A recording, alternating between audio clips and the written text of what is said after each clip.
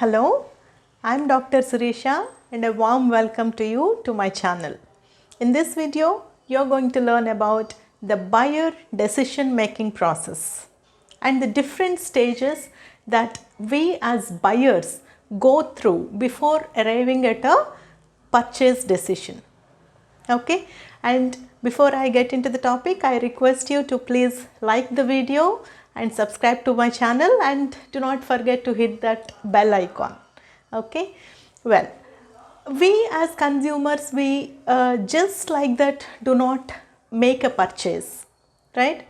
We go through a lot of process before arriving at that decision to go for an actual purchase.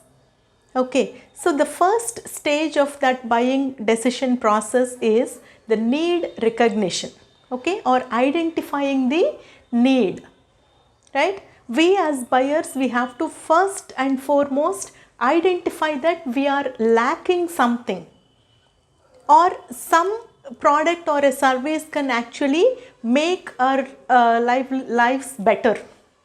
Okay, so that is that lack of something exactly is the need for a product or service, and that product or service, it should satisfy or it should fulfill that lack of something for us as a customer. Okay, so when you recognize that you are lacking something, that is exactly where you identify that you need some product or a service which can fulfill that lack of a product, lack of something. Okay, so for example, you want to sleep on a comfortable bed or a comfortable mattress, and right now you are not having that with you. The mattress that you are using is giving you pain, say for example. It is not giving you that comfortable sleep. Okay, so there exactly you are identifying that there is a need for a mattress. Okay, so that is the first stage where as a customer we identify that there is a lack of something and a product or a service can satisfy or fulfill that gap.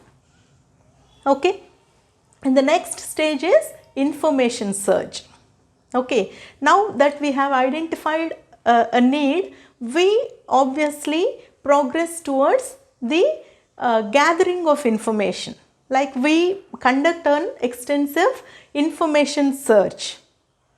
Okay, especially when we are disposing of with a considerable amount of money.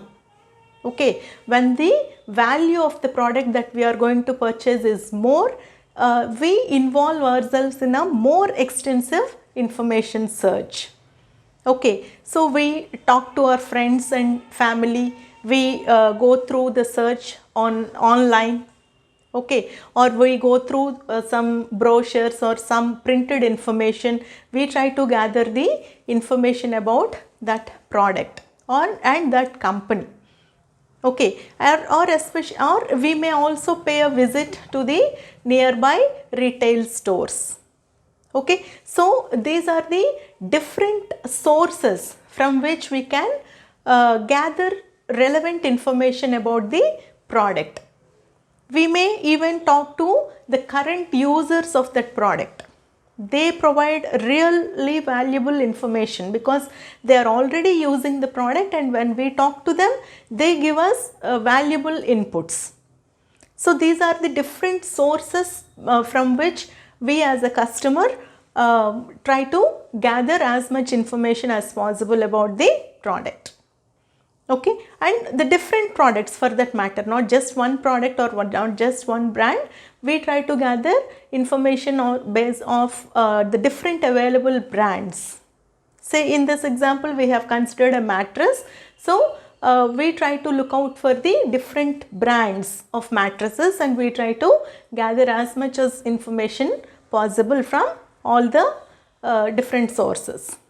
Okay, next step is we proceed to evaluating the alternatives. Now that we have all the information about different brands with us, different brands of mattresses with us, now we sit and we thoroughly evaluate those alternatives.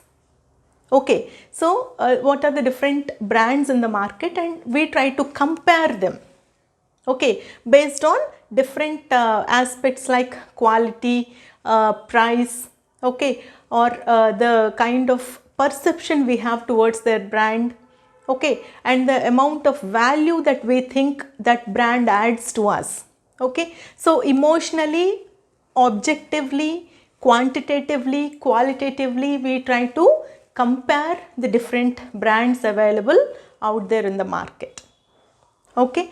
And after doing this extensive comparison, then we actually come at a decision, we arrive at a decision to make a purchase, okay. We choose that one particular brand which we think satisfies our need, okay, our emotional fulfillment, and our like it is within the budget or not, quality, everything on different aspects we compare, and we finally arrive at a purchase decision, okay. And at this stage we actually make that purchase, and we may purchase it from a physical stores or a showroom, or we may make an online purchase, okay. So whatever we all after going through all this process, we actually are making the purchase at this stage. And next stage comes the post purchase behavior of the consumer. This is very, very important, okay. We as a consumer we have gone through lots of stages, and we have finally made the purchase. And after making a purchase, we usually go through certain mental process that is called post purchase dissonance. You know, after we spend our money, after we dispose of with our income, and after the product has come to us, then starts this psychological psychological disturbance, dissonance. We are in a self doubt whether we have made the right purchase or not, okay. As consumers, we start thinking that we should have gone for the other brand, or maybe that other brand would have satisfied our need better. Is the purchase decision wise or not? All this thought process goes in the mind, and we experience certain dissonance, okay. So here the marketer's communications, or the marketer's promise, the marketer's assurance, that really satisfies our that thing what is going on in the mind, okay. Now when we are satisfied with our purchase, then there are lots of advantages for the marketer actually, because when we are satisfied, we spread lots of positivity, lots of positive word of mouth to many people.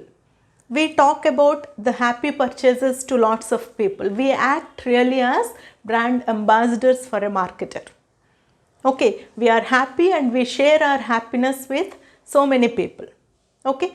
That really helps the marketer.